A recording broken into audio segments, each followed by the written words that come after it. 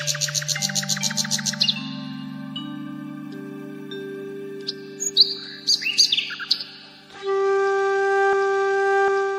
തലമുറകളായി നിങ്ങൾക്കൊപ്പം PRS hospital. എമ്പുരാന്മാരോട് ഒരു അഭ്യർത്ഥന. സ്വതന്ത്ര ഭാരതത്തിൽ ഉൾപ്പെടെ ഒരു 2000 വർഷത്തെ ചരിത്രം, ഭാരതത്തിൻ്റെ ആക്രമണ ചരിത്രമുണ്ട്. വൈദേശിക ആക്രമണത്തിൽ തന്നെ എത്രയോ സംഭവങ്ങൾ, മതപരമായ സംഘർഷങ്ങൾ, ജാതിപരമായ ചേരിതിരിവുകൾ, ഇങ്ങനെ ഒരുപാട് കാര്യങ്ങൾ ചരിത്രത്തിലുണ്ടായിരുന്നു. മാറാട് കലാപം, അതുപോലെ തന്നെ കോഴിക്കോട് കലാപം, ഗുജറാത്ത് കലാപം, ഗോദ്രയിലെ കലാപം, ബോംബെയിലെ കലാപം, പാർലമെന്റ് ആക്രമണം, ഇങ്ങനെ തുടങ്ങിയിട്ടുള്ള ധാരാളം സംഭവങ്ങൾ ഭാരതത്തിൽ ഉണ്ടായിട്ടുണ്ട്. അപ്പൊ ഇന്ത്യയുടെ വിവിധ ഭാഗങ്ങളിൽ പ്രാദേശികമായി ഉണ്ടാകുന്ന ഓരോ സംഭവങ്ങളെയും വർഷങ്ങൾ കഴിഞ്ഞും നൂറ്റാണ്ടുകൾ കഴിഞ്ഞും സിനിമകളാക്കുമ്പോൾ, അല്ലെങ്കിൽ അത് വീണ്ടും ആവിഷ്കരിക്കുമ്പോൾ, സ്വാഭാവികമായി അത് ആ വർത്തമാന കാലഘട്ടത്തിന് എന്തെങ്കിലും പ്രസക്തി ഉണ്ടോ എന്നുകൂടി നമ്മൾ ആലോചിക്കണം. ലോകത്തെ ഏറ്റവും കൂടുതൽ ജനസംഖ്യയുള്ള 140 കോടിയിൽ പരം ജനസംഖ്യയുള്ള ഒരു സമൂഹമാണ് നമ്മൾ. 1000-ലധികം ഭാഷയുണ്ട് ഇവിടെ. വേഷവിധാനങ്ങൾ എടുത്തു കഴിഞ്ഞാൽ വ്യത്യസ്തത എന്ന് പറഞ്ഞാൽ 10,000-ലധികം വ്യത്യസ്തമായ വേഷവിധാനങ്ങൾ ഉള്ളവരാണ്. ആഹാര രീതി ഉള്ളവരാണ്. വെജിറ്റേറിയൻ, ഫുൾ വെജിറ്റേറിയൻ ആയവരുണ്ട്, നോൺ വെജിറ്റേറിയൻ ആയവരുണ്ട്. അങ്ങനെ വളരെ വ്യത്യസ്തമാണ്, വൈവിധ്യമാണ് ഇന്ത്യ. ആ വൈവിധ്യത്തിൽ, നാനാത്വത്തിൽ ഒരു ഏകത്വം കണ്ടെത്തി താമസിക്കുന്ന സ്ഥലമാണ് ഭാരതം. ലോകത്തിന് അത്ഭുതമാണ് ഭാരതം. ഒരു രാജ്യവും ഉണ്ടാവില്ല, ഇങ്ങനെ ഒരു രാജ്യം ഉണ്ടാവില്ല. ഇവിടെ മതം മാറ്റം നടത്തിയിട്ടുണ്ട്, മതപരിവർത്തനം നടന്നിട്ടുണ്ട്, അതിനുള്ള ശ്രമങ്ങൾ നടന്നിട്ടുണ്ട്, അതിൻ്റെ പേരിൽ സംഘർഷം ഉണ്ടായിട്ടുണ്ട്. ഇതെല്ലാം നടക്കുമ്പോഴും 10,000 വർഷത്തെ ചരിത്രമുള്ള ഒരു മണ്ണാണിത്. ഇവിടെ ഏകോദര സഹോദരങ്ങൾ പോലെ മനുഷ്യർ കഴിയുന്നൊരു നാടാണ്. ചേരമാൻ പള്ളി പണിയാൻ രാജാവ്, കൊടുങ്ങല്ലൂർ രാജാവ് കൊടുത്തത്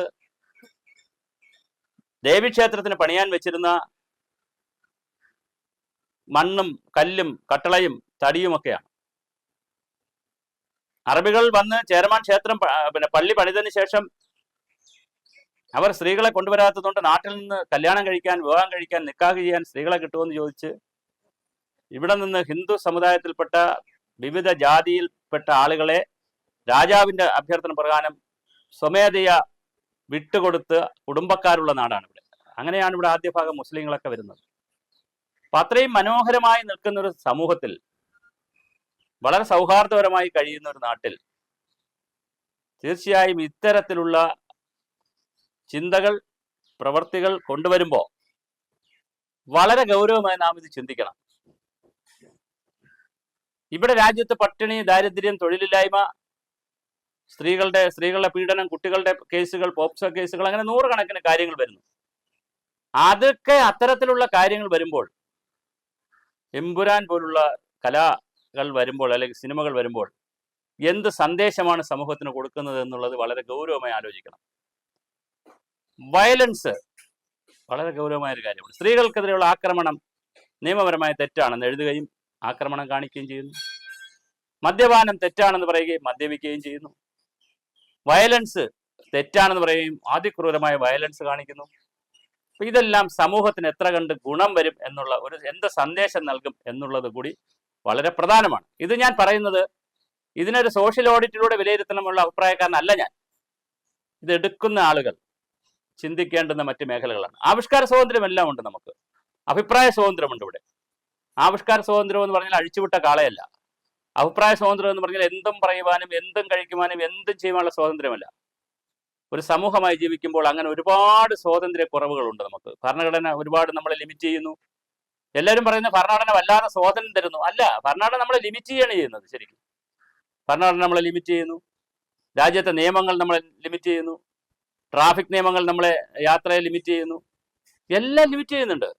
അങ്ങനെ ലിമിറ്റ് ചെയ്തേ നമുക്ക് ജീവിക്കാൻ പറ്റുള്ളൂ. അപ്പോൾ അതുകൊണ്ട് സർവതന്ത്ര സ്വാതന്ത്ര്യമൊന്നുമില്ല. അത് ആവിഷ്കാരമായാലും അഭിപ്രായമായാലും എന്ത് വിഷയമെടുത്താലും സർവതന്ത്രമായി ഇവിടെ ഒന്നുമില്ല.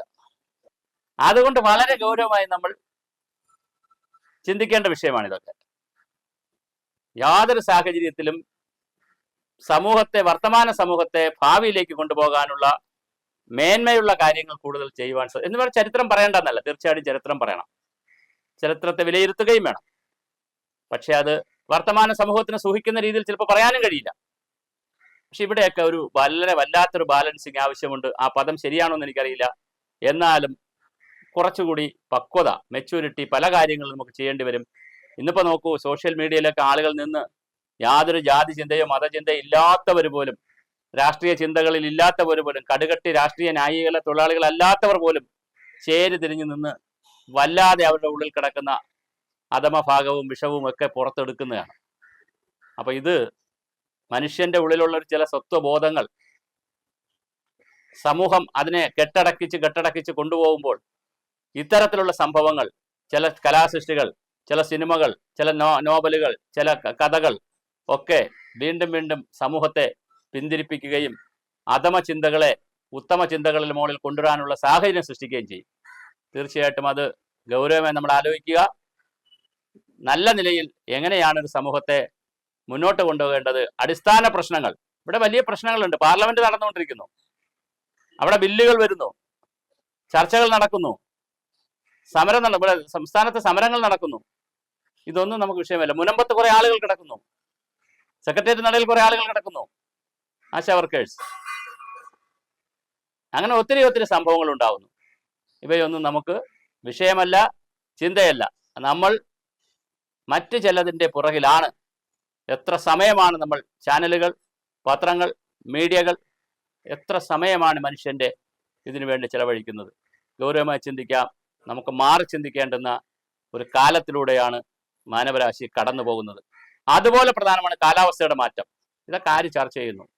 ദളിതന്മാരുടെ പ്രശ്നങ്ങൾ, ആദിവാസികളുടെ പ്രശ്നങ്ങൾ, ഇതൊക്കെ ചർച്ച ചെയ്യേണ്ട കാലഘട്ടത്തിലാണ് ഞാൻ ഈ പറഞ്ഞതുപോലുള്ള മറ്റ് വിഷയങ്ങൾ എടുത്തുകൊണ്ട് നമ്മൾ അതിൻ്റെ പേരിൽ ചേരിതിരിഞ്ഞ് സംഘർഷവും മാനസിക ദുഃഖവും മാനസിക ഐക്യമില്ലായ്മയും ഒക്കെ സൃഷ്ടിക്കപ്പെടുന്നത്.